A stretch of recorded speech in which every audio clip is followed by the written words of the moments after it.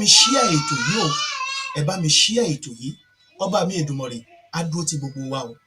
July 1st ń bọ̀, àyájọ́ ọjọ́ tí wọ́n pa àdùgán, tí wọ́n pa àfáà, àyájọ́ ọjọ́ yẹn ti súnmọ́. July 1st ní ọjọ́ tí wọ́n fẹ́ pa olóyè ọmọ Adéyẹmọ.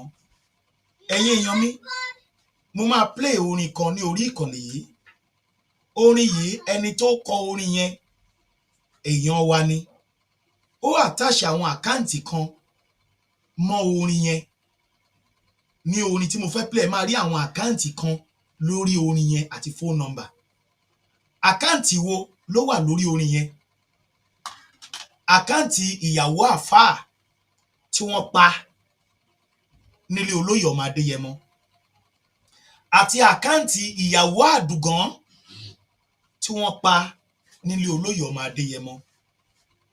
Nítorí ohun tá a gbé lọ́wọ́ lọ́jọ́ tòní kó lè wá sí ìmúṣẹ, wọ́n fi ẹ̀mí wọn dì. So ní gbogbo àyájọ́ ọjọ́ July 1st la máa fi ṣe ìrántí wọn. Ṣùgbọ́n ìwọ tó o bá mọ̀ wípé ìwọ náà fẹ́ ṣe ìrànlọ́wọ́, bóyá ọjọ́ July 1st yẹn ò ní ráàyè láti lè wo ètò kọ́ra pé o fẹ́ ṣe ìrànlọ́wọ́ fún àwọn ìyàwó èèyàn méjì yìí. Wọ́n jù bẹ́ẹ̀ lọ, ṣùgbọ́n àyájọ́ ọjọ́ yẹn la fi ń rántí àwọn méjì yẹn.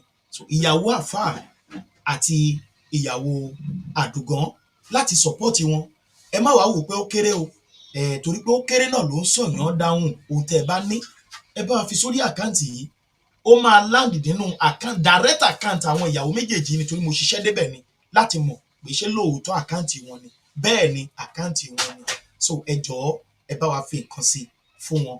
Ọba mi Èdùmàrè á dúró ti gbogbo wa o. Gbogbo iṣẹ́ tá dẹ̀ ń ṣe lórí pé kí ìran wa kó kúrò lóko ẹrú, ọba mi Èdùmàrè á jẹ́ ká jẹ́ o, á san fún wa. Kí wá ṣàwa nìkan la máa jẹ́, á tún jẹ́ tọmọtọmọ lágbára Elédùà. Àní ṣe àṣedànù lágbára Elédùà. Á dẹ̀ máa dé ilẹ̀ lérí wa. Ẹ̀yin èèyàn wa, Mega Rally ṣe ń tẹ̀síwájú o. Àwọn èèyàn dẹ̀ ṣe ń jáde lójoojúmọ́. Ṣùgbọ́n èyí tó ṣe pàtàkì, òun náà láti sọ yẹn, bá ṣe máa dáàbò bo àwọn èèyàn wa, tí oúnjẹ máa pọ̀ nílùú, tí gbogbo nǹkan máa ṣe bó ṣe yẹ kó ṣe, táwọn àlejò àwọn ará ìlú òyìnbó á lè wálé láti wá bẹ̀lẹ́ wò, tí ọkàn wọn á lè balẹ̀.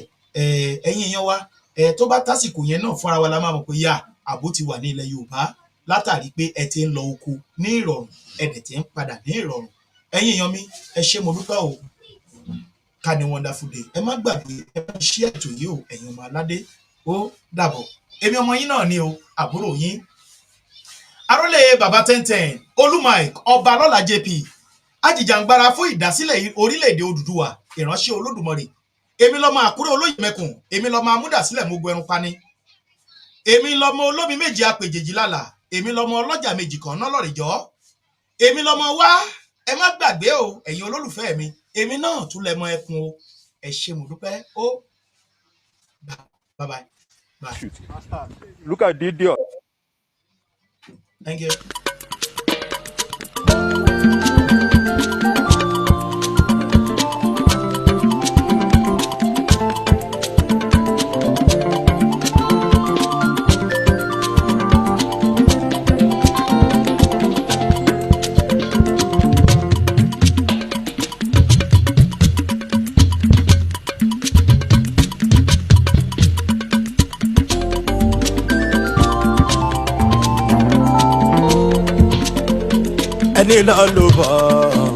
ẹni lọ ló bọ̀ ọmọ bá ní o, kò gbọdọ̀ jagun bí ẹrú, akọni ni o. ẹni lọ ló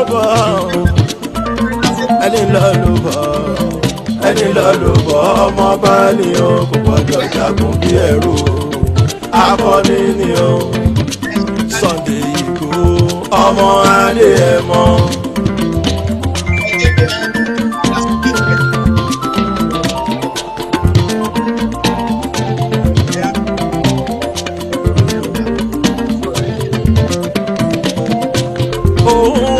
Jọra wọn láàfin wéra wọn ẹ̀gbọ́n náà sí àmì o. Ìbẹ̀rù bójú kò sí fákan ní ọmọ ẹ̀jẹ̀ káàkiri fún. Àmọ́ July 1st ọjọ́ ńlá ni, ọjọ́ máa ní ìgbàgbé o. Ikú tí kò pamọ́ tó ṣì ní fìlà. làbàdé sáwọn àmọ́ orí ọmọ ló kọ́mọ yọ ọ̀pẹ ní fẹ́lẹ́ ìlú mọ́rẹ́ láṣẹ fọwọ́sowọ́pọ̀ pé tó bá di lọ́dọọdún a ó máa ṣèrántí ẹ̀ níyàn àtẹni tó bá lọ àtẹni tó bẹ láyé must be remember.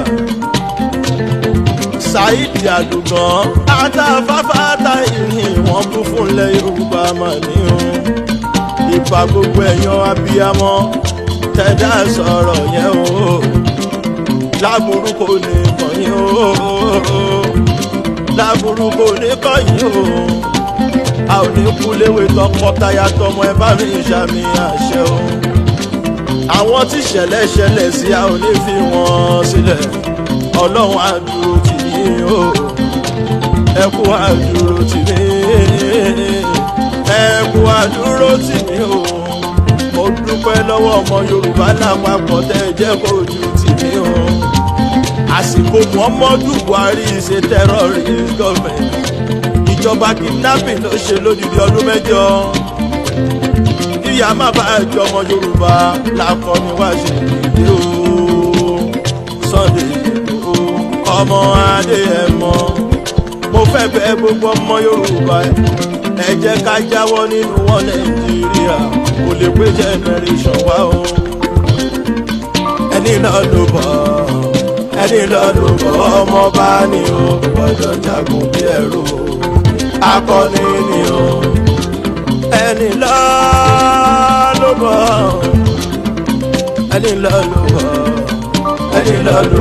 ọmọ bá ní o gbọ́dọ̀ jagun bí ẹrú akọni ni o Sunday Igboho ọmọ Adéyẹmọ mo fẹ́ dúpẹ́ lọ́wọ́ ẹ̀yin aládùúró tí wà lọ́dọọdún torí pé ẹ ò fi wá sílẹ̀ nígbà kankan àti ṣèrántí àwọn olóògbé tán bọ́jọ́ òun lọ nílé o olóyè Sunday Májàsọ́lá lórí ọ̀rọ̀ July 1st là ń sọ nípa ẹ̀ ká dúpẹ́ polóyè Ìgbòho ìsìláláì mo fẹ́ kí ẹ̀yin aládùúró tí wà lọ́dọọdún torí pé ẹ ò fi wá sílẹ̀ nígbà kankan láti ṣèrántí àwọn olóògbé tó bọ́jọ́ òun lọ nílé o olóyè Sunday Májàsọ́lá lórí ọ̀rọ̀ July 1st là ń sọ nípa ẹ̀ ká dúpẹ́ polóyè Ìgbòho.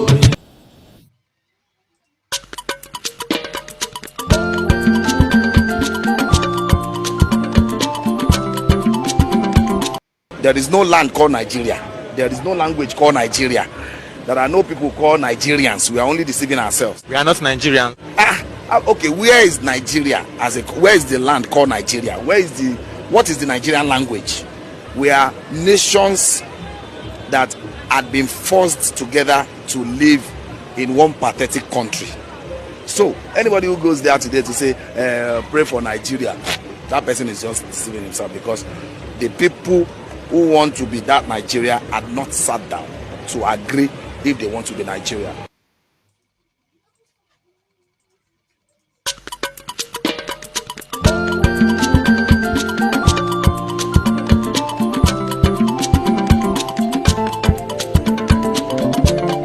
It's too much. This awareness is too much for this country. Please, if government work, if they cannot protest, we Yaloja, we go open our nyash, we go open our press, we go protest. Too much awareness, too much for this country. But before you win, you go suffer. The awareness is too much. Please, Maja, find solution for this things. It's too much. Gary 2,000 naira. Since when my father bought me, I did not buy 1,000 naira pence of Gary. They're selling it 2,000 naira now. It's too much. The savannah is too much. Even the rice, the Rika one rice of 1,200 naira. For what reason?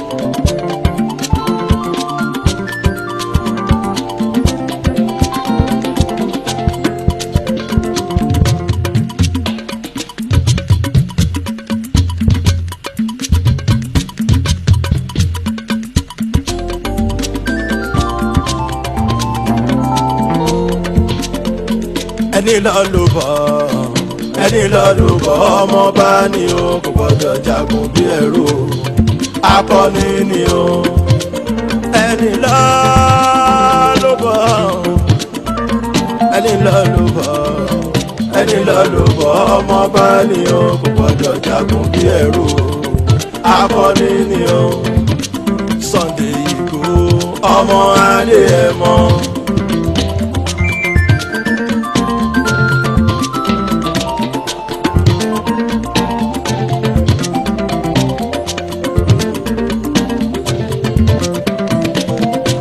ohun tó bá jọra wọn láàbí wéra wọn ẹ̀gbọ́n náà sí àmì o ìbẹ̀rù bójú kò sí fákan ní ọmọ ẹ̀ jẹ́ káàkiri rà fún àmọ́ July 1st ọjọ́ ńlá ní ọjọ́ máa ní ìgbàgbé o ikú tí kò pamọ́ tó ṣì ní fìlà bá rẹ̀ sàrán àmọ́ orí ọmọ ló kọ́mọ yọ ọ̀pẹ́ ní fẹ́lẹ́ ìlú mọ́rẹ́ láṣẹ fọwọ́sowọ́pọ̀ pé tó bá di lọ́dọọdún a ó máa ṣèrántí ẹ̀ níyàn àtẹni tó bá lọ àtẹni tó bẹ láyé must be remember Saheed Àdùgàn àtàfáfá àtàyìn wọ́n kú fúnlẹ̀ Yorùbá mà níyàn ìfà gbogbo ẹ̀yàn abiyamọ tẹ̀dá sọ̀rọ̀ yẹn o láburú kò ní kọ̀yìn o láburú kò ní kọ̀yìn o a ò ní kú léwe tọkọtaya tọmọ ẹ bá mi ṣàmì àṣẹ o àwọn tí ṣẹlẹ̀ ṣẹlẹ̀ sí a ò ní fi wọ́n sílẹ̀ Ọlọ́run á dúró tì yín o ẹ kú á dúró tì mí ẹ kú á dúró tì mí o mo dúpẹ́ lọ́wọ́ ọmọ Yorùbá lápapọ̀ tẹ́ jẹ́ kojú tì mí o àsìkò Muhammadu Buhari ṣe terrorist government ìjọba kidnapping ló ṣe lódìdí ọdún 8 ìyá má bá ẹjọ́ ọmọ Yorùbá lákọni wá ṣe ìdílé o Sunday Igboho ọmọ adé ẹ mọ mo fẹ́ bẹ̀ gbogbo ọmọ Yorùbá ẹ jẹ́ ká jáwọ́ nínú wọn Nàìjíríà kò lè pé generation wá o ẹni lọ ló bọ̀ ẹni lọ ló bọ̀ ọmọ bá ní o gbọ́dọ̀ jagun bí ẹrú akọni ni o ẹni lọ ló bọ̀ ẹni lọ ló bọ̀ ẹni lọ ló bọ̀ ọmọ bá ní o gbọ́dọ̀ jagun bí ẹrú akọni ni o Sunday Igboho ọmọ adé ẹ mọ mo fẹ́ dúpẹ́ lọ́wọ́ ẹ̀yin aládùúró tí wà lọ́dọọdún torí pé ẹ ò fi wá sílẹ̀ nígbà kankan àti ṣèrántí àwọn olóògbé tán bọ́jọ́ òun lọ nílé o olóyè Sunday Májàsọ́lá lórí ọ̀rọ̀ July 1st là ń sọ nípa ẹ̀ ká dúpẹ́ olóyè Igboho ìsìláláì mo fẹ́ kí ẹ̀yin aládùúró tí wà lọ́dọọdún torí pé ẹ ò fi wá sílẹ̀ nígbà kankan láti ṣèrántí àwọn olóògbé tó bọ́jọ́ òun lọ nílé o olóyè Sunday Májàsọ́lá lórí ọ̀rọ̀ July 1st là ń sọ nípa ẹ̀ ká dúpẹ́ olóyè Igboho ìsìláláì. tó ṣẹlẹ̀ yìí màálù tó wà ń bẹ kékeré mẹ́rin náà ló wà ń bẹ gbogbo àwọn òyòkù màálù tó bẹ̀rẹ̀ sí láti 750 sí 1 million sí 1 million 5 ni tó kéèyàn wá sí 1 million stands 32 mo bẹ̀ ìjọba náà ni ò torí nǹkan yìí nǹkan gbogbo fámìlì mi ni mo ní àbúrò 8 mo sì lọ́mọ 6. bí wọ́n bá ń sọ pé kẹ́yìn Fúlàní ọmọ kó ẹran jẹ oko mọ́lẹ̀ Yorùbá ní gbọ́ràn alétí lápá nìyí mo sì rò pé lẹ́yìn náà ó tún sí àwọn bàbá wa létí nǹkan bẹ́ńlẹ̀ Yorùbá ẹ má bá wọn jàjà bọn ìjà nǹkan kan ẹ wọlé ẹ bẹ Ṣàngó lọ́wọ́ ẹ bàrà lọ́wọ́ ẹ tó bá sán pa gbogbo àwọn màálù wọn kí àwọn òkú màálù wọn kò ní oríko wa níbi tí a ti ń dáko àbí kí ló dé tí ẹ máa fi tì í ní tiwa lára àwọn màálù tẹ́ ń wò yìí ara ló sán pa wọ́n o látàrí pé wọ́n ti ṣẹ̀ sáwọn oko òbí kan táwọn yòó sì lọ́ọ́ fẹjọ́ sùn àwọn tí wọ́n mọ̀ ń pa ń tà ń sọ yìí kó tó di pé ara sán pa gbogbo wọn àtìyá àtọmọ màálù gbèsè dé fáwọn mọ́làní kí wọ́n máa rán. You travel by road, you are kidnapped. You go by train, you are kidnapped. Last week, the airports were attacked by bandits. You sit at home, you are kidnapped. You send your children to school, they are kidnapped. Mr. Speaker, a few weeks ago, somebody was kidnapped in a hospital. So where are you going to stay?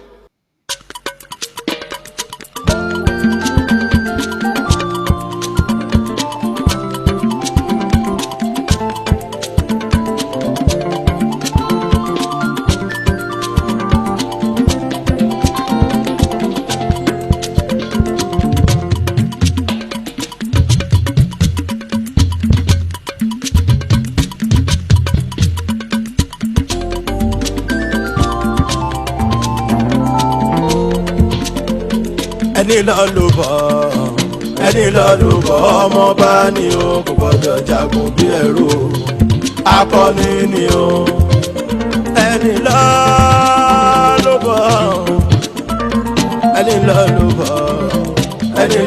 bọ̀ ọmọ bá ní o kò gbọ́dọ̀ jagun bí ẹrú akọni ni o Sunday Igboho ọmọ Adéyẹmọ.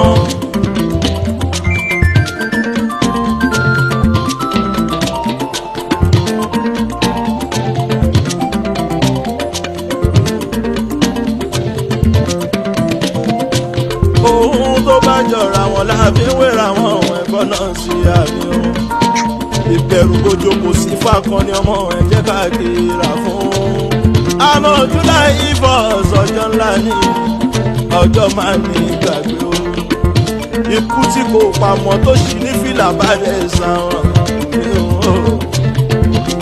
àmọ́ orí ọmọ ló kọ́mọ yọ ọ̀pẹ́ ní fẹ́lẹ́ ìlú mọ́rẹ́ ṣe fọwọ́sowọ́pọ̀ pé tó bá di lọ́dọọdún a ó máa ṣe rántí ẹ̀ níyàn àtẹni tó bá lọ àtẹni tó bẹ láyé must be remember. Saheed Àdùgàn àtàfáfá àtàyìn wọ́n kún fúnlẹ̀ Yorùbá mà níyàn ìfà gbogbo ẹ̀yàn abiyamọ tẹ̀dá sọ̀rọ̀ yẹn o láburú kò ní kàn yín o láburú kò ní kọ́yìn o a ò ní kú léwe tọkọtaya tọmọ ẹ bá mi ṣàmì àṣẹ o àwọn tí ṣẹlẹ̀ sí a ò ní fi wọ́n sílẹ̀ Ọlọ́run á dúró tì yín o ẹ kú á dúró tì mí ẹ kú á dúró tì mí o mo dúpẹ́ lọ́wọ́ ọmọ Yorùbá lápapọ̀ tẹ́ jẹ́ kó ojú tì mí o. Àsìkò Muhammadu Buhari ṣe terrorist government ìjọba kidnapping ló ṣe lódìdí ọdún 8 kíyà má bá ẹjọ́ ọmọ Yorùbá lákọni wá ṣe ìdí o Sunday Igboho ọmọ Adéyẹmọ mo fẹ́ bẹ̀ gbogbo ọmọ Yorùbá ẹ jẹ́ ká jáwọ́ nínú wọn Nàìjíríà kò lè pé generation wá o ẹni náà ló bọ̀ ọmọ bá ní o gbọ́dọ̀ jagun bí ẹrú akọni ni o ẹni lọ ló bọ̀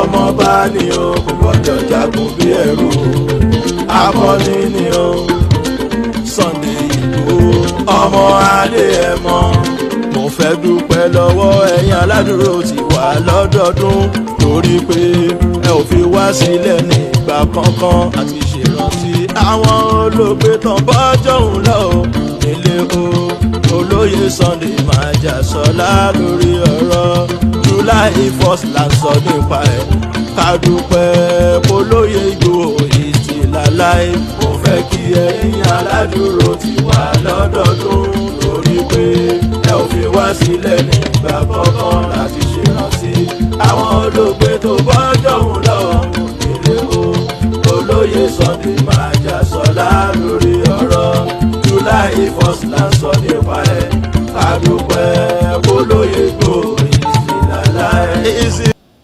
The cost of fuel has gone up. Food and other prices have followed it. Households and businesses struggling. Things seem anxious and uncertain. I understand. the hardship you face. I wish there were other ways, but there's not. Chai! Wàhálà dé o. Wàhálà dé. Turn the so-called Yahoo boys to experts in manufacturing and creation of chips that we intercept and all that. Whichever way, by all means necessary, you must have electricity, and you will not pay for estimated bill anymore. Ìríkà ráìsì 1,213. Ẹ̀dẹ̀ ń bẹ̀bẹ̀ ṣé ti pa ni. Ọlọ́mọ mẹ́jọ mélòó ló fẹ́. Sóyè ilé yín ni. Bàbá. Ẹ bọ́lẹ̀ ń bẹ̀. Ẹ bọ́lẹ̀ ń bẹ̀ o. Ẹjọ́ ọmọ kékeré ṣe eléyìí pọ̀. Ẹ tú wàhálẹ̀ Tinubu èmi ló kàn. Gbèsè yìí pọ̀ o. Politicians promise anything, make you not believe them. Politicians promise you, make you not believe them. Politicians promise anything, make you not believe them. Politicians promise you, make you not believe them. Inside their mouth, truth to know day. Inside their eyes, corruption day. Inside their heart, wickedness day. Once they get into power, now when to time for gain, now in their brain, then we type one man will change. In the name of change, why? Change, change, change. They combine those with change. Politicians promise anything, make you not believe in them. Politicians promise you, make you not believe in them. If they say make you vote for them, make you look well. If they say make you vote for them, make you shine your eyes, oh. They promise us water. Hello, Your Excellency. Your Excellency. President of the Federal Republic of Nigeria. Your Excellency, Baba Bola Ahmed Tinubu, the Jagaban of the universe. Kepesa, Karaoleo, Emiola Kogun, Ekushelu, Ekufifi ọmọ ènìyàn ṣe. Bàbá mo rò pé ẹ ti ń gbọ́. Bàbá mo mọ̀ pé ẹ ti máa gbọ́. Pé ìyà yìí pọ̀ jù, ebi yìí pọ̀ jù. Ṣiṣẹ́ dàbí ọ̀lẹ bí ẹni tí ò mọṣẹ́ ṣe. Ẹni tó fẹ́ ṣiṣẹ́ gan kò tiẹ̀ wá ríṣẹ́ mọ́. Ẹni tó níṣẹ́ lọ́wọ́ kò rówó oṣù gbà. Bàbá ẹni tó gba owó oṣù kò rí nǹkan tó lè fi rà. Ráìsì dẹ̀ríkà ó ti di 1,005. Ọlọ́run ló mọ iye tẹ́wà jẹ́. Ọlọ́run ló mọ iye tí gàrí jẹ́. Owó mọ́tò ti wọ́n. Owó petrol ti di ṣòro. Owó ilé ṣe ló ga sókè. Ìnira ni lójoojúmọ́. Bí ìgbà tí ìyẹn ò tiẹ̀ wá tó nǹkan bàbá, àwọn agbénipa, àwọn agbénità, àwọn apanilẹ́kúnjayé, wọ́n máa ti wọlé Yorùbá. The Jagaban of the universe. Ó pè yí tọ̀wọ̀tọ̀wọ̀. Bàbá ẹ mọ̀ mí.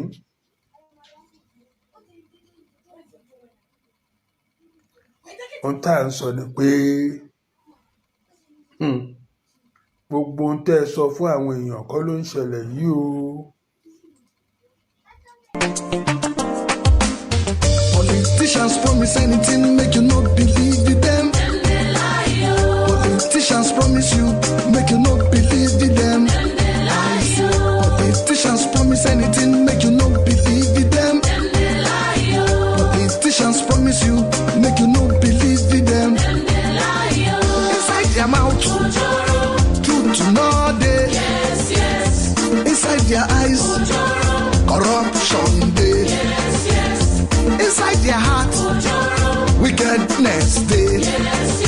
get into power. Now when to then go gain. 9 days their brain. Then we type one man with change. In the name of change. Why? Change, change, change. They combine those with change. Politicians promise anything, make you not believe in them. Politicians promise you, make you not believe in them. If they say make you vote for them, make you look well, well. If they say make you vote for them, make you shine your eyes, oh. They promise us water, we don't see. Up till today, we don't see. We not they get water. Yes, yes. They promise us light, we don't see. Up till today, we don't see. We not they see the light. At all. They promise us road, we don't see. Up till today, we don't see. Jaga road we dey see. Yes, yes. So promise then they make. When election done they come to deceive the people. Then will they promise this and that. Then them lie on them, they lie, yo go go. Them they lie, yo. Them they lie for federal. Them they lie, yo. Them they lie on them, they lie. Whichever way, by all means necessary, you must have electricity.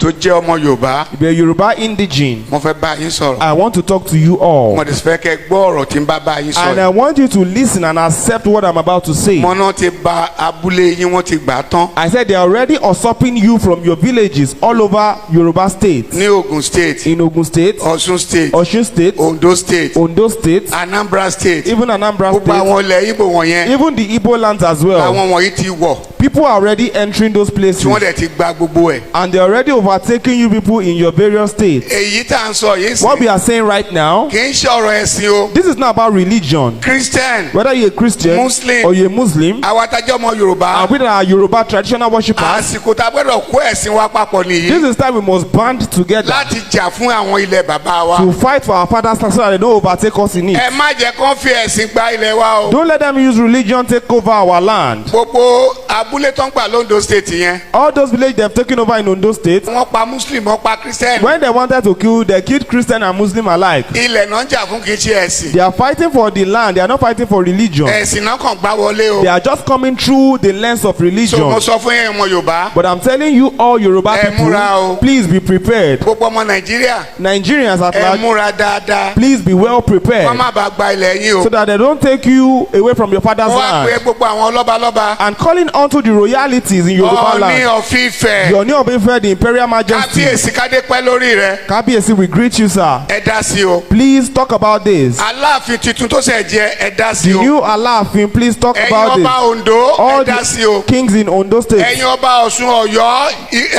Lagos State ẹ dá The sí o. kings in Lagos, Oyo, Osun, please talk about this. tógun yẹn bá wọlé tán. Because when the war overwhelms us, apá ò ní ká o. we will not be able to do anything about it. èmi mo rẹ́ẹ̀dì ogun. Personally, I'm ready for war. mo sọ fún ìjọ kìnìún àná mo ní kẹ́ ẹ dira. I told you the last time that you should fortify àwọn yourself. kan sọ pé báwo ni pastors máa sọ pé Some èèyàn people dira. were saying, why will a pastor utter that kind of statement? ẹ lọ dira o. Please go and fortify tó yourself. bá yá màá gbé báìbù mi sílẹ̀. Because when war comes, I will drop my Bible. màá jà fún ìlú bàbá mi. I will go and fight for my father's land. ìgbà wo ni Christian dé Nàìjíríà. When the Christianity come into Nigeria, 1842. it came in 1842. ló ṣẹ̀ dé Nàìjíríà. That was when it came in. ẹni àkọ́kọ́ tó máa kó báìbù jọ. And the first person to compile the Bible, Williams lórúkọ ẹ̀. his name is Williams. wọ́n pa ní on the 6th. They killed him on the 6th, 1536. 1536. wọ́n dáná sun. They burnt him. He was ẹ tún gbé lynched. báìbù tá à ń kà yìí. The person that compiled the Bible for so us. ẹ má jà fi ẹ̀sìn bọ inú afẹ́jà fúnlẹ̀ bàbá So wa. don't let us put religion into our culture or for fight for our father's màá land. dira. I will fortify màá myself síwájú ogun. and I will be a leader. wọ́n tó de lè dira fún ènìyàn. And if you can fortify people, máa bọ̀. fortify a them. máa dira a máa jagun náà. We will fight that war. màá gbé báìbù sílẹ̀. I will drop my Bible nítorí ilẹ̀ bàbá mi. because of my father's land. tẹ bíbélì sọ. Because the Bible says it. Hebrews 6 verse 1. Hebrews 6 verse ó ní 1. ká fẹ́ kọ́ Kristi tì It náà. says set aside the teachings of ká ṣe Christ pípé. and let us do what is ẹ jẹ́ complete. àkọ́kọ́ fi ti Kristi tì We náà. will now put it ká aside lọ jà fúnlẹ̀ bàbá bàbá wa. Let's fight for our father's land. a máa sọ pé kí Jésù ràn wá lọ́wọ́. And we tell Jesus to help us. kó ràn wá lọ́wọ́. To help us in the war for our father's land. ohun tá a máa ṣe nìyẹn o. That's what we are going to do. nígbà tó mú Jésù Kristi. When Jesus was caught, ọmọlẹ́yìn ẹ̀kọ́ fa ìdáyọ. a disciple drew out his sword. à ń pè ní Pétérù. His name is Peter. ó bẹ́ etí ẹnìkan sílẹ̀. He cut off the ear of one of the soldiers. ó bẹ́ etí ẹ̀ sílẹ̀. He cut off the ear of one of the Jésù ní soldiers. rárá. Jesus said no. tí idà rẹ̀ bọnú àkọ̀. Keep your sword back in the shirt. Jésù ní tó bá yá o. That when the time comes, ẹni tó ní aṣọ kó lọ tà á. if you have a cloth, go and sell it. ẹ tó ní bàtà kó lọ tà á. When the time comes, if you have sandal, you will sell ẹ lọ it. sí Luke 22. Go to Luke 22. so ẹ má filẹ̀ bàbá yìí sílẹ̀ o. Please don't leave the things of your father and the land of your Christian sọ father. pé kí n má jà fún bàbá mi o. Christianity does not stop me from fighting for my father's ìwọ náà rights. má wòran ọwọ́ ọmọ Yorùbá. So if you are Yoruba indigene, don't just fold your ẹ má jẹ́ kó wá hands. gbalẹ̀ bàbá wa lọ́wọ́ wa. Don't let them take over our father's land from us. Ọlọ́run á fún wa ṣe o. God will help us. alálẹ̀ bàbá wa. Our ancestors á fún wa ṣe o. would help.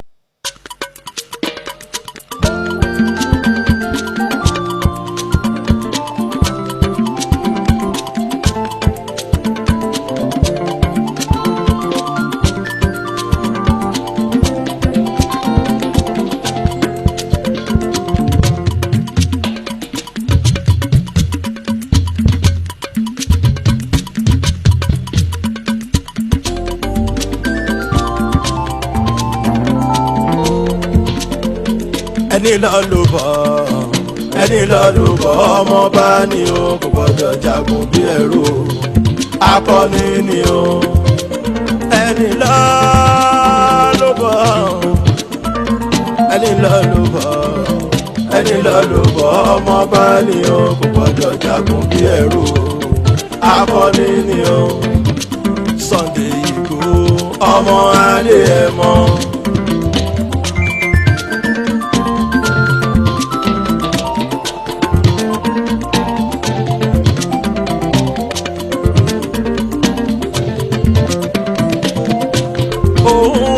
Jọra wọn láàbí wéra wọn ẹ̀gbọ́n náà sí àmì o. Ìbẹ̀rù bójú kò sí fákan ní ọmọ ẹ̀ jẹ́ káàkiri rà fún. Àmọ́ July ìbọ̀s ọjọ́ ńlá ni ọjọ́ máa ní ìgbàgbé o. Ikú tí kò pamọ́ tó ṣì ní fìlà balẹ̀ sáwọn o. Àmọ́ orí ọmọ ló kọ́mọ yọ ọ̀pẹ́ ní fẹ́lẹ́ ìlú mọ́rin. Láṣẹ fọwọ́sowọ́pọ̀ pé tó bá di lọ́dọọdún o, a ó máa ṣèrántí ẹ̀ níyàn. Àtẹni tó bá lọ àtẹni tó bẹ láyé must be remember.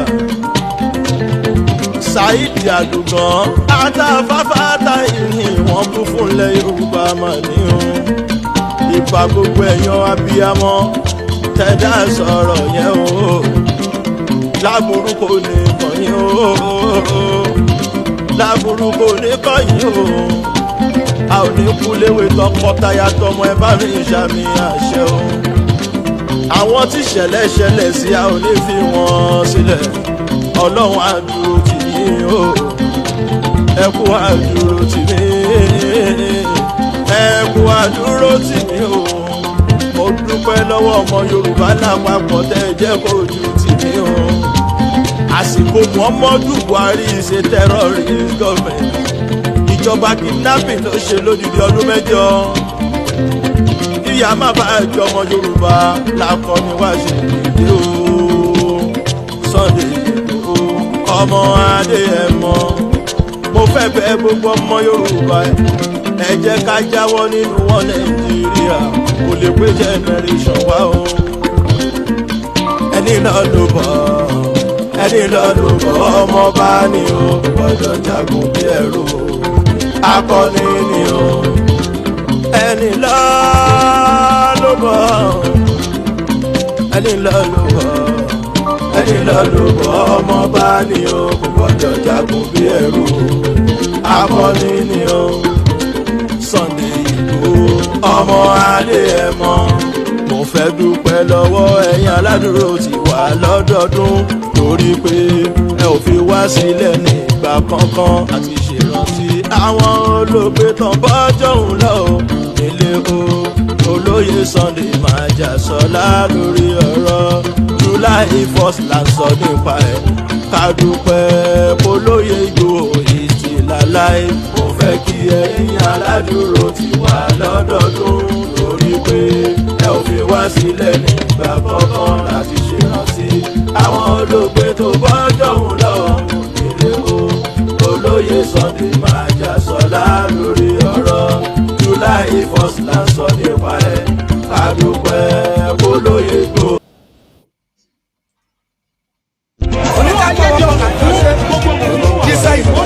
Kò sí Nàìjíríà mọ́ Nàìjíríà ó ti kú tipẹ́tipẹ́ láti 2014 àti tó 2014 láti pé 100 years Yorùbá nation ti tó lọ ẹ̀wọ̀n gbogbo kẹ́kẹ́lẹ́ Yorùbá kò sí ìyá tó jẹ́ wọn lórílẹ̀-èdè Nàìjíríà ó ti kú ó bá jẹ́ president ló sọ bẹ́ẹ̀ pẹ̀lẹ́ Yorùbá ò ní sí bá mi nà wọn lẹ́ẹ̀kan ó bá jábọ̀ sílẹ̀ lókìlẹ̀ Yorùbá ò ní sí tọ́jú bá mi nà wọn lẹ́ẹ̀kan ó bá jábọ̀ ẹgbẹ́ ṣá ẹ bá mi kí bàbá wa àrólé bàbá tẹ́ńtẹ́. bàbá wa àrólé túwọ́lẹ̀ Yorùbá ò ní sí tó bá dọ̀rin bá mi nà wọn lẹ́ẹ̀kan ọlọ́run àwọn náà ti kí ni àjẹjú yín ọba mi òkè tó dúró tì yín ní padà lẹ́yìn àṣẹ àṣẹ.